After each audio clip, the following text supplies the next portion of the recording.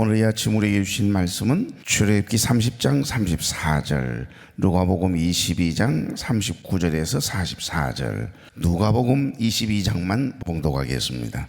예수께서 나가사 습관을 따라 감람산에 가심에 제자들도 따라갔더니 그곳에 이르러 그들에게 이르시되 유혹에 빠지지 않게 기도하라 하시고 그들을 떠나 돌 던질 만큼 가서 무릎을 꿇고 기도하여 이르시되 아버지여, 만일 아버지의 뜻이거든 이 잔을 내게서 옮기옵소.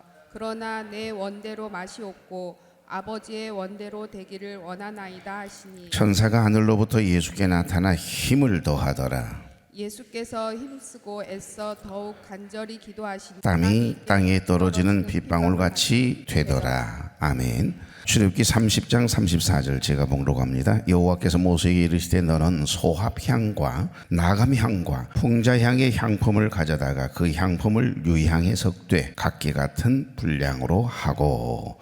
아멘. 차오로 인사 나누죠. 좋은 아침입니다. 네, 참 좋은 아침이네요. 이 아침 저 시간 하나님께 드리기 위해서 거룩한 발걸음을 떼신 여러분, 가정에서 유튜브를 통해 함께 예배에 참여하고 계신 우리 교우 여러분, 주의 이름으로 축복합니다. 오늘은 사순절 7번째 날 아침이네요. 우리가 계속해서 소합향의 기도, 그 다음에 어제는 나감향의 기도, 오늘은 풍자향의 기도에 대한 말씀을 함께 나누고자 합니다. 마음을 담아 갈급한 마음으로 드리는 기도를 소합향의 기도라 이야기한다면, 조개 껍질처럼 단단한 우리의 자라를 깨고 부시고 철저하게 나는 흔적도 없이 사라지게 하고 형체가 사라지도록 주님만 드러나도록 그런 마음으로 드리는 능력 있는 기도, 상한 마음으로 통회하고 자복하는 마음으로 드리는 나감향의 기도에 대한 말씀을 나누었습니다. 오늘은 이제 풍자향의 기도인데 내일은 유향의 기도, 그 다음은 소금 기도, 이 5가지 기도에 대한 말씀을 함께 묵상하고 있습니다. 오늘은 내 뜻이 아닌 하나님의 뜻이 이루어지기를 땀방울이 핏방울이 되도록 하나님 앞에 구했던 겟세마네 동산의 예수님의 기도가 풍자향의 기도임을 이야기하고 있는 겁니다. 여러분, 특별히 이 출애굽기 30장 34절에 보면 풍자향이라고 하는 이 단어를 원어 성경에 보면 헬루베나라고 하는 단어를 썼습니다. 또 다른 송진이란 뜻입니다. 그러니까 페르시아 곰으로 번역하는 번역서도 있고요, 미나리과에 속하는 페룰라라고 하는 식물의 줄기나 뿌리에서 추출한 진액이거든요. 그 진액을 짜서 만든 향품인데 굉장히 냄새가 별로 그렇게 썩 좋은 냄새는 아닙니다. 그런데 이 진액이 해독제로도 쓰이고 있고요, 약제로도 쓰이고 있거든요. 아마 모르긴 해도 어린 시절에 혹시 시골에 이렇게 풀 중에 이렇게 꺾어보면 하얀 우윳빛을 내면서 진액이, 때로는 어떤 나무나 어떤 줄기나 그런 것들을 꺾으면 아주 진한 우윳빛을 이렇게 내는데 굉장히 독한 그 냄새가 특이한 그런 향이 있을 거예요. 그게 바로 풍자향이거든요. 쉽게 말하면 소합향, 나감향, 풍자향을 만들 때 그 향품을 유향에 섞고 모두 다 동일하게 소금을 쳐서 성결하게 하라. 오래 그 향기가 가도록, 오래 유지되도록 하는 특성을 아마 나타내기는 것 같습니다. 여러분, 몸속에 독소가 쌓이는 이유는 몸 밖으로 배출되어져야 할 찌꺼기들이 오래 내 몸 안에 있음으로 인해서 땀도 그렇고 음식물도 그렇고 오래 내 뱃속에 오래 배출되지 못하고 오래 찌꺼기가 남아있으면 이제 썩게 되겠지요. 오래되면 이 불순물들이 배출되지 않으면 그대로 몸속에 독소가 되어져서 우리의 건강을 해하는 것처럼, 그래서 한때 유행했던 건강식품이 있었습니다. 해독 주스라고 하는 그 한참 붐이 일었던 적이 있습니다. 해독 주스, 말 그대로 몸속에 쌓인 독소를 배출시키는 작용을 하는 음료를 가리켜서 해독 주스라고 하지 않았습니까? 이렇게 쌓인 독소는 결국에는 가만히 놔두게 되면 우리의 혈액을 타고 다니면서 온몸에 다양한 질병을 유발시키고, 그 독소가 결국에는 피부병을 일으키게 되고, 그런 주범이라고 하는 말을 자주 들은 적이 있을 겁니다. 그래서 해독제가 필요하잖아요. 풍자향을 만드는 재료인 이 송진이나 고무나무의 액체는 독소를 제거하는 그 해독제로도 쓰이고 있고요, 약제로도 쓰이고 있거든요. 고대 의학에서도 풍자향은 실제로 진통 효과가 있고 경련을 일으키거나 그러면 그 경련을 완화시키는 작용을 하는 그런 해독제, 진통제, 독사에 물렸을 때는 독을 중화시키는 용도로도 사용되었다라고 하는 고증된 사료가 있더라고요. 그런데 여러분, 독소는 사실 우리 몸에만 쌓이는 것이 아니거든요. 우리 마음에도 우리 몸에도 이 독소가 쌓이면 안 되거든요. 영적인 것도 영적인 원리도 다 똑같습니다. 우리가 이 세상을 살아가는 동안 크고 작은 어떤 일들을 경험하게 되고 수시로 우리의 마음에 쌓이고 쌓인 감정들이나 좋지 않는 더러운 마음들이나 어두운 생각들을 자꾸 하게 되면 우리 안에도 좋지 못한 독소가 쌓이게 돼요. 그래서 영적으로도 어두워지고 더럽혀지고, 그래서 내 안에 끊임없이 그 독소가 또 다른 독소를 만들어내거든요. 그게 시기하는 마음, 질투하는 마음, 험담하는, 포곤하는 거. 그러니까 앞에서는 그렇게 은혜스럽게 부흥 강사로 은혜스러운 분 같은데 강단에서와 집에서와의 언행 심사가 똑같아야 되는 거죠. 집에 가면 폭군으로 바뀌게 된다면 그건 옳은 목회자가 아니죠. 마찬가지입니다. 교회 안에서는 그렇게 선하고 의롭고 그렇게 경건할 수 없는 장로님 권사님이 집에 가면 폭군으로 변해가지고 아내를 두들겨 패지를 않나. 저도 그런 분들 상담해 본 적이 있거든요. 그래서 그것을 보아야만 하는 자녀들의 그 상처가, 그 내재된 상처, 아픔이 결국 고스란히 그 다음 세대 우리 자녀들에게 그대로 흘러가더라고요. 보니까 한 장로님 계시는데 그 장로님 연세가 드시고 교회에서는 그렇게 근엄하고 그렇게 경건할 수가 없고 많은 사람들이 너무너무 우리 장로님 했던 분인데 사실은 저에게 상담을 하셨던 분이 계셨습니다. 아들이 상당히 머리가 좋은 학교를 다니다가 말고 정신증이 온 거예요. 그런데 그게 폭력성으로 나타난 겁니다. 자기 몸을 그냥 날카로운 병 조각을 가지고 돌을 깨뜨려서 날카로운 그걸 가지고 자기 몸을 막 해하는 거예요. 그리고 막 소나기가 쏟아지는데 밖으로 나가서 막 소리를 지르고 막 괴성을 지르고 그게 다 귀신 들렸다고 그러는데 나는 그렇게 보지 않았거든요. 저 귀신의 역사 아니거든요. 근데 우리는 너무 귀신의 역사라고 단정할 때가 있습니다. 그래서 상담을 해주다가 말고 아버님의 문제인 것을 뒤늦게 알게 됐어요. 그러니까 권사님은 일체 말이 없으세요. 정말 온유하신 것처럼 보였어요. 그런데 모든 원인은 그 아버지가 얼마나 폭언을 일삼고 집에 가면 돌변하는 거예요. 교회에서는 천사, 집에 가면 악마가 되는 겁니다. 내던지기는 둘째치고요, 두들겨 패서 멍이 든 곳이 엉망진창. 그러니까 어렸을 때 그것을 어머니를 괴롭히고 때리고 폭언을 일삼는 그 아버지의 모습을 바라보면서 이 마음의 상처가 너무 큰 거예요. 내가 힘이 없어서 어머니를 막아주지 못했다라고 한 자괴감에 빠지게 되면서부터 마음이 여리고 착한 이 아들이 큰 상처가 된 겁니다. 그래서 정신증이 와버린 거예요. 그래서 결국 상담을 하다가 말고 제가 간곡하게 부탁을 드렸어요. 정신병원에 가서 상담을 받고 하면 나는 빨리 고칠 수 있다라고 생각이 들었거든요. 그때는 제가 정신분석이나 심리치료를 공부하지 않았을 때인데도 지극히 성경적이거든요. 성경 속에 다 나와 있는 것들이에요. 오늘 여기 풍자향이나 나감향이나 소합향에 대한 이야기, 이 향을 만드는 모든 재료의 방법, 하나님이 만드는 방법을 알려주셨는데 모르긴 해도 향을 만드는 모든 사람들이 이 성경 속에서 아이디어와 좋은 어떤 아이템을 소스를 받지 않았을까라고 하는 생각이 들어요. 마찬가지입니다. 근데 상담을 하다 보니까 결국에는 이제 그래도 다행히 감사한 것은 그때는 제가 전도사 때였습니다. 청소년들 사역하고 할 때니까 전도사님 우리 아들 좀 살려주세요. 그러면서 솔직하게 다 털어놓으니까 그게 해결된 거예요. 전사님 맞습니다. 제가 이랬습니다. 그러니까 아내인 권사님은 한마디도 이야기를 안 하세요. 어떻게 그 이야기를 합니까? 이야기를 했다가 집에 가서 또 뭔 일을 당하라고요. 아무 이야기를 안 하는데 남편인 우리 장로님이 정말, 그래서 나는 그 장로님을 존경스러워해요. 그 다음부터는 그분이 정죄가 되는 것이 아니라 존경스러워했어요. 자기의 잘못에 대하여 솔직하게 다윗처럼 인정하고 그러면서 내려놓으니까 해결됐잖아요. 정신병원으로 입원을 시켰고 놀라운 일은 초기였기 때문에, 정신분열의 초기였기 때문에 감사하게 일주일 만에 치료가 돼가서 정상적으로 돌아왔다니까요. 그래서 2주도 안 돼서 퇴원해서 정상적으로 학교를 다시 들어가게 됐고 결혼도 하게 되고 얼마나 감사했는지 모릅니다. 그러니까 이야기를 해도 듣지 않으면 안 되는 거죠. 그 정신분열인데 그것이 귀신병이라고 이야기하면 안 되잖아요. 귀신병은 또 달라요. 마귀가 역사하는 그런 귀신병과 정신분열은 완전히 다릅니다. 정신분열이 일어났는데 그것을 만약에 무시하고 귀신병이라고 생각하고 오래 붙잡고 있다가 결국 때를 놓쳐버리면 치료 완치가 안 됩니다. 정신분열은 완치가 안 돼요. 이게 때를 넘겨버리면, 그러나 빨리 정신병원에서 상담을 받고 치료를 받다 보면 굉장히 빠른 회복을 가져올 수 있거든요.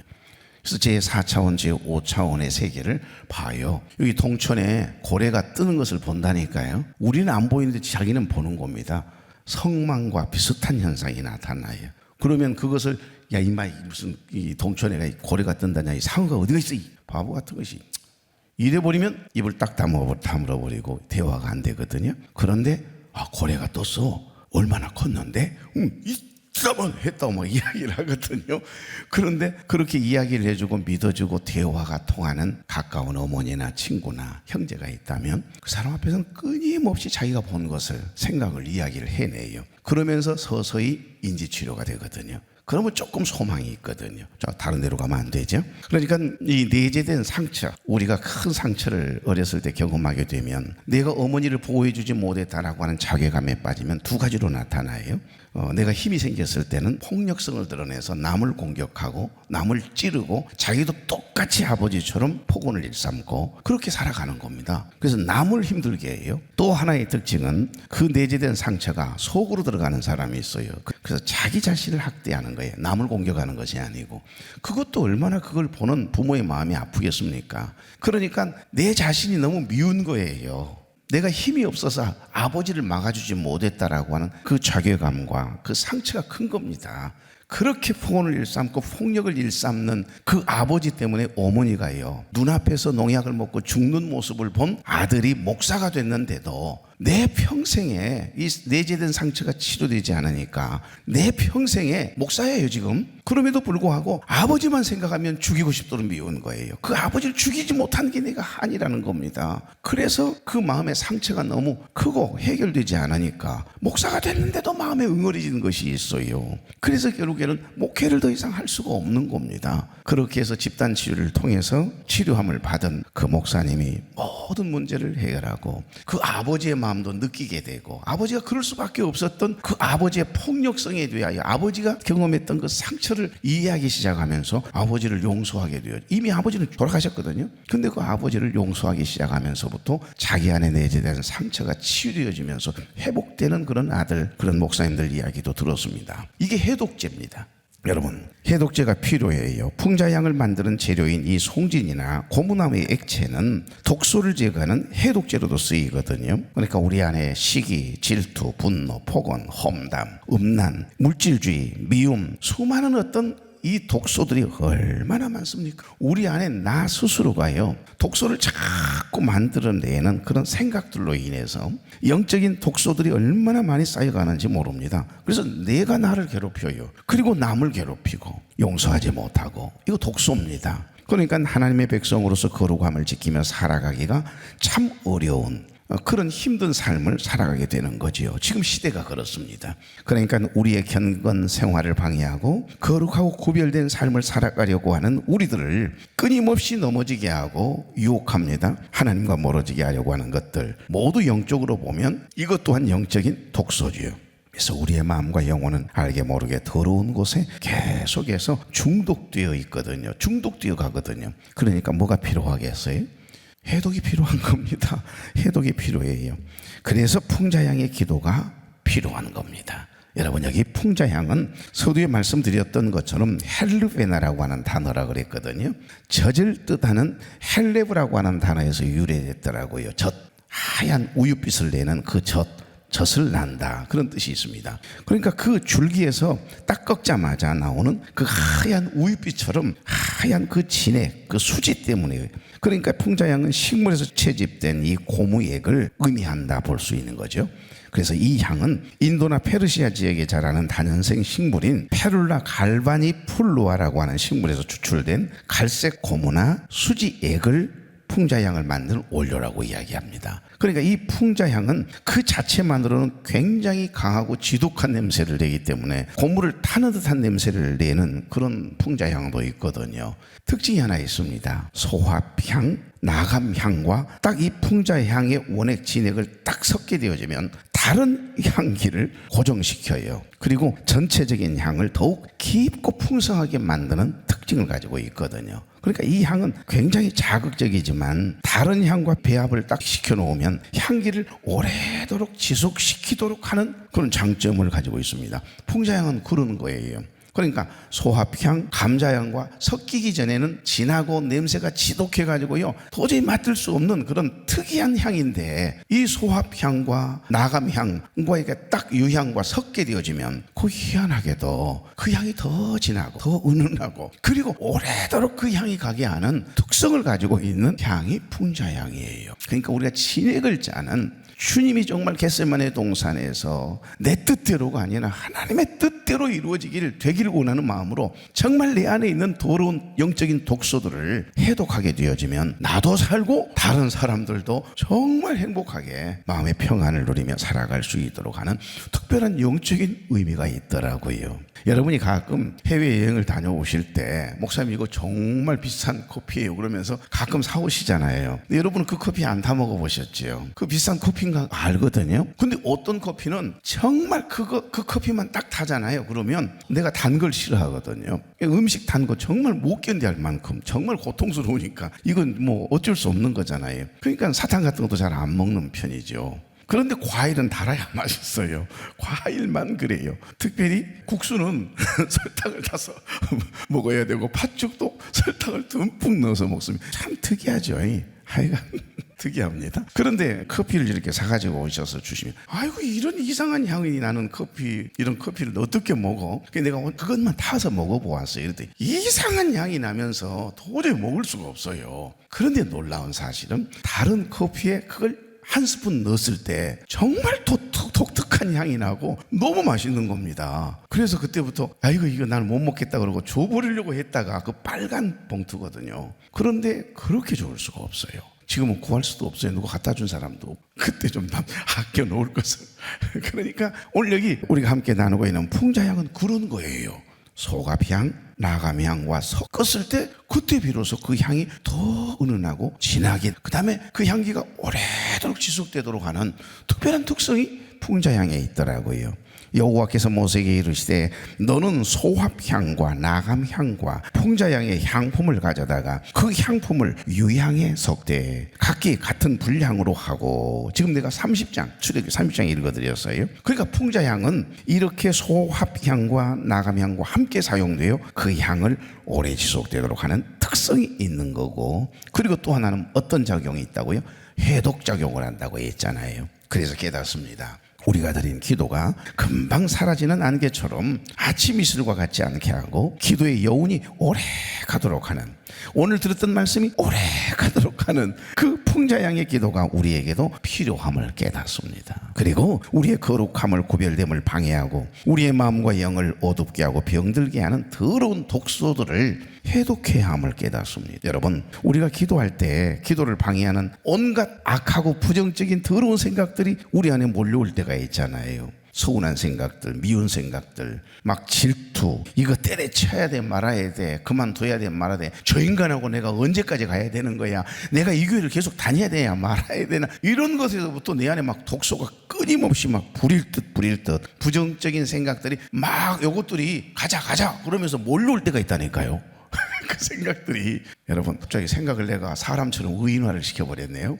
이 생각들이 막 데모하듯이 몰려올 때가 있어요. 그러면 그거 못 견뎌요. 사람이 막 답답하고 막 불이 나서 말이에요. 이럴 때 가장 필요한 기도가 어떤 기도? 오늘은 무조건 질문하면 풍자향의 기도입니다. 풍자향의 기도가 필요한 거예요. 그럴 때 여러분, 사람에게 쏟아내지 말고, 사람들에게 남의 험담하지 말고, 사람들 만나서 자꾸 독소를 더 만들어서 마음에 넣지 마시고, 그럴 때는 기도 한 판 해야죠. 성전에 나와서 아니면 성전을 향하여 두 손을 높이 들고 여러분의 가정의 골방을 삼고 일터에서라도 기도하는 겁니다.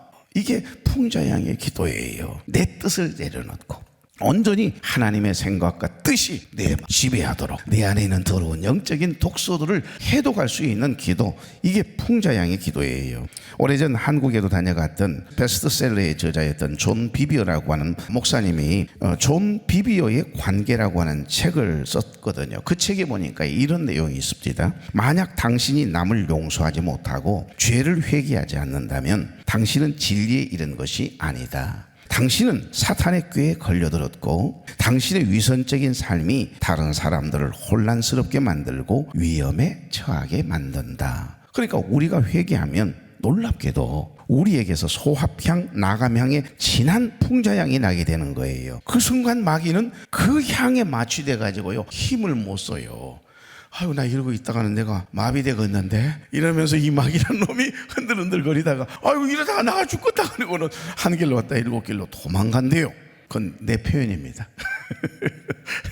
우리가 이렇게 풍자향의 기도를 드리고 소합향, 그 다음에 나감향의 기도를 드리게 되면 우리는 성령 충만, 은혜 충만해져요. 그리고 하나님의 뜻을 이루어 드리는 주님의 생각과 마음을 담는 거룩한 그릇이 되어 오늘 이 하루도 하루를 날라 하면서 주 안에서 행복하게 살아갈 겁니다. 그리고 내일 아침이 기대가 되고 기다려지고 내일 아침은 어떤 말씀일까? 그러면서 하루를 보내게 되겠지만은 독소를 자꾸 쌓고 싸우면 어찌 되겠어요? 여러분도 죽이고 남도 죽이는 거죠. 이 독소가 필요하다니까 이런 향에 만약에 우리가 매몰되면 안 됩니다. 우리 안에, 우리의 삶에, 우리의 심령에 영적인 나감향, 소합향, 풍자향의 기도가 여러분 살아 움직여야 돼요. 그래야 그 향이 오래도록 지속돼 가지고요 나를 넘어지게 하려고, 하나님과의 관계를 멀어지게 하려고, 시험 들게 하려고 하는 그 좋지도 못한 마음들을 확 독소를 해독시켜 버려야 된다니까요. 그 이 향에 독취돼 가지고 마취돼 가지고요 힘을 잃어가더니 마귀가 아이고야 저 인간은 안 되겠구만 그러고는 한 길로 왔다가 7길로 도망가는 역사가 있기를 바랍니다. 그래서 우리는 구원의 기쁨, 구원의 그 즐거움을 회복해야 되지 않겠어요? 오늘 여기 본문은 예수님의 겟세마네 동산에서의 기도예요. 우리가 너무 잘 아는 기도입니다. 이 본문을 제가 설명하지 않아도 되겠습니다. 예수님께서 제자들과 함께 감람산으로 기도하러 가셨잖아요. 기름 짜는 틀이라고 하는 별명을 가진 동산입니다. 그러니까 올리브 기름이죠. 아마 모르긴 해도 감람산에 이 올리브 기름을 짜는 틀들이 있었던가 봐요. 그래서 그 동산을 겟세마네 동산이라고 불렀는가 봅니다. 그런데 이곳에는 예수님께서 잡혀가시기 전에 십자가를 이제 고치시게 되잖아요. 그런데 잡혀가시기 전에 마지막으로 땀방울이 핏방울이 되도록 기도하시는 겁니다. 이러한 연유로 그곳에 가면 지금도 땀 흘린 교회, 눈물 교회, 레티노로 도미누스 플레빗이라고 하는 이름이 붙어 있어요. 주께서 우셨다라고 하는 뜻의 눈물 교회, 기념교회가 세워져 있거든요. 예수님은 그 변화산의 영광을 경험했던 베드로와 야고보, 사도 요한을 데리고 습관을 따라 감람산, 그러니까 겟세마네 동산으로 간 거예요.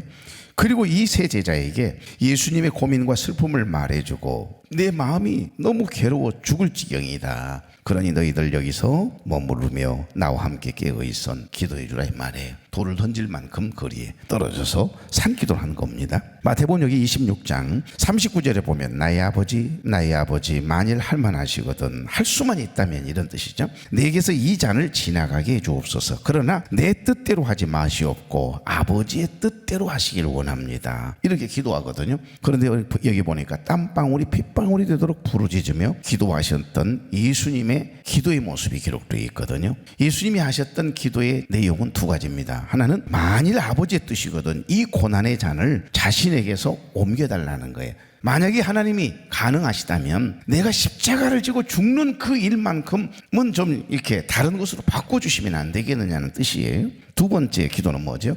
그러나, 이게 중요해요. 그러나 그 모든 일을 자신의 뜻대로, 내 뜻대로 하지 말고 하나님 아버지 하시고자 원하시는 대로 아버지의 뜻대로 하기를 원하나이다. 그러니까 하나님께서 예정하신 뜻이 자신의 죽음 위에 또 다른 그 무엇이 있다면 저 바꾸어주시면 안 되겠습니까? 이런 기도예요. 자신이 십자가를 지셔야 한다라고 하는 것을 누구보다 잘 아셨던 예수님이 십자가를 져야 할 결정적인 순간이 이렇게 다가옴을 알고 두려운 거예요. 왜? 인성을 동시에 가지고 계시잖아요. 그러니까 아버지여 이 잔을 내가 피할 방법은 없는 것입니까? 하면서 땀방울이 핏방울이 되도록 내 모습은 다 내려놓고 흔적도 없이 사라지게 하고 온전히 주님의 생각과 뜻에 사로잡혀서 주님 앞에 기도하고 있는 예수님의 모습.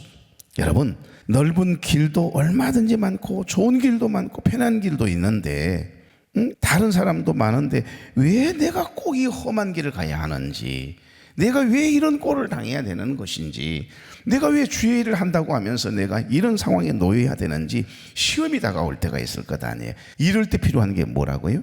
풍자향의 기도가 필요하다는 거예요. 우리는 주님의 일을 하다가도 자꾸 피하고 싶은 마음에 사로잡힐 때가 있지 않습니까? 뒤돌아서고 싶고 그만 쉬고만 싶고 그만두고 싶을 때 그럴 때가 있어요. 그래서 우리 주님은 기도를 멈추지 않았어요. 그래서 너무 고통스럽고 너무 두려우니까 얼마나 간절하게 하나님 앞에 풍자양의 기도를 드렸으면 땀방울이 핏방울이 돼가지고 이 모세혈관이 터져서 힘을 써봐봐요. 그럼 자기도 모르게 그만 너무 힘을 쓴 나머지 모세혈관이 터져서 땀방울이 핏방울이 돼서 섞여서 떨어졌겠어요. 마지막입니다. 44절. 예수께서 힘쓰고 애써 더욱 간절히 기도하시니 땀이 땅에 떨어지는 핏방울같이 되더라. 아멘. 얼마나 열심히 얼마나 간절하게 기도하셨으면 모세혈관이 터지면서 땀에 피가 섞여 땀방울이 핏방울이 흘렸겠습니까? 주님의 모습이 너무나 안쓰러웠던 모양입니다. 하나님 보시기에 43절 다 같이 천사가 하늘로부터 예수께 나타나 힘을 더하더라. 아멘. 난 이 말씀이 너무 좋아해요. 우리가 하나님의 뜻대로 기도하다 보면 그 모든 힘든 상황에서 풍자양의 기도를 드리다 보면 하나님이 기뻐하시나 봐요. 하나님도 마음이 아프신가 봐요. 사랑하는 딸아 힘이 드냐? 사랑하는 종아 너무 속상하냐? 와서 은근히 곁에 오셔서 내 힘들어하는 기도하는 모습을 바라보고 주님이 그러시는 것 같아요. 그럴 때 이걸 하나님은 이 뜻을 이루어야 되니까 그 십자가를 져야 하니까 그것을 그만 그래 너 도저히 못 보겠다 다른 방법으로 하자 이렇게 돌이키지 않으시고 우리에게 끝내 아니 계신 것처럼 침묵하시는 것처럼 그 고통을 통과하도록 가만히 지켜보시던 주님이 천사들을 내려보내주시는 장면이거든요. 천사들도 우리가 하나님의 뜻대로 기도하면 천사들도요 하늘에서 내려와 저와 여러분에게도 힘을 더해 주시는 은혜가 있는 줄 믿습니다. 이게 풍자양의 기도예요. 놀라운 은혜가 있는 거죠. 예수님의 기도가 얼마나 간절했으면 하늘에 천사가 내려왔겠어요. 하지만 예수님께 기도를 부탁받은 세 명의 제자는 마음은 온유라도 육신이 연약하여 그만 퍼자요. 아무리 죽게 생겼다 해도 소용없어요. 기도 없이는 십자가를 질 수 없는 것인데 평상시에 깨어 기도해야 역경 중에 사명을 완수할 수 있는 것인데 비어있는 자리 보세요. 다 똑같은 겁니다. 그래서 이 유혹이 많은 세상에서 시험을 이겨내도록 독소를 해독시켜주는 풍자양의 기도가 필요한 것입니다. 예수님처럼 하나님의 뜻이라면 내가 늘 기도 쉬지 아니하고 이 자리를 지켜내리 그 마음을 가지고 이래서 쉬고 저래서 쉬지 마시고 그 자리를 사수해 보시라니까요. 그래야 풍자양의 기도에 진액이 나온다니까요. 그래서 늘 기도로 깨어 있어야 한다는 말씀이 되는 겁니다. 그래야 넘어졌다가도 다시 일어설 수 있는 거예요. 예수님께서는 겟세마네 동산에서 기도하실 때 땀방울이 핏방울이 되도록 진액을 짜내는 간절한 기도를 들으셨습니다. 이처럼 간절한 기도는 하나님께 상달되었고 하나님께서는 천사들을 보내셔서 기도할 때 예수님이지만 힘을 더하셔 주셨다고 말씀하잖아요. 이것이 풍자향의 기도입니다. 나의 자아는 고약한 냄새가 나지만은 이처럼 주님의 보혈을 상징하는 소합향을 딱 섞으면 기도에 불을 따끈히 붙이면 비로소 거룩한 향기가 난다라고 하는 놀라운 사실의 깊은 은혜가 있습니다. 우리도 소합향과 나감향의 기도로 응답받는 저와 여러분 되길 바라고 풍자향의 기도를 드릴 때 누구든지 풍자향의 기도를 드릴 때 천사들을 보내서 기도할 때 힘을 더해 주시는 놀라운 하나님의 은혜, 그 은혜가 여러분에게도 경험케 될 줄로 믿습니다. 좋으신 하나님, 마음을 담아 갈급한 마음으로 드리는 소합향의 기도, 상한 마음으로 통회하고 자복하는 마음으로 드리는 나감향의 기도, 땀방울이 핏방울이 되도록 주님께서 눈물로 기도하실 때 천사가 하늘로부터 예수님께 나타나 힘을 더하셨던 이 놀라운 은혜가 우리에게도 경험되어지는 풍자향의 기도가 우리의 기도 되게 주시옵소서. 예수님의 이름으로 축복하며 기도하옵나이다. 아멘.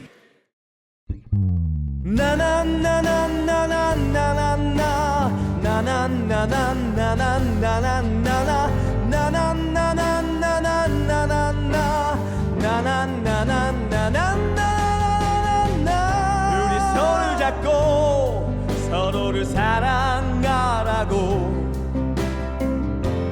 미워하면 우리 마음 어두워진다고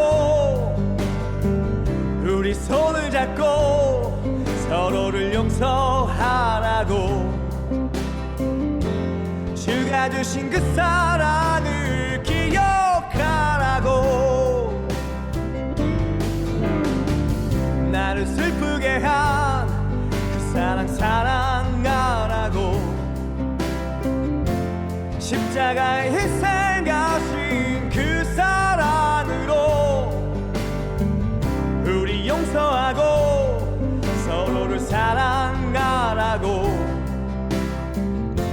그리야 왜냐면 주님 우리 축복한다고.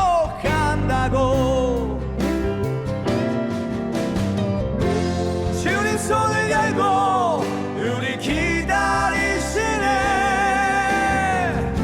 기도로 순종하는 우리 보면서 너희가 진실로 내 아들이라. 너희가 진실로 내 딸들이라. 사랑한다고 너희를 사랑한다고. 내가 주는 사랑으로 서로 사랑해.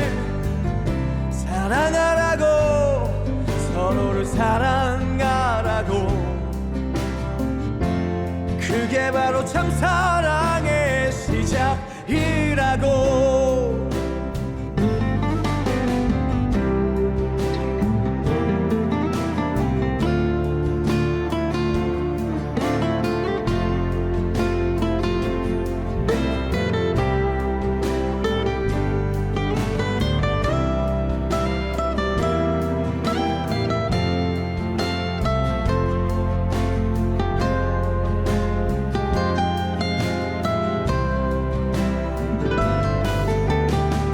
우리 손을 잡고 서로를 사랑하라고. 미워하면 우리 마음 어두워진다고. 우리 손을 잡고 서로를 용서하라고. 주가 주신 그 사랑을 기억하라고.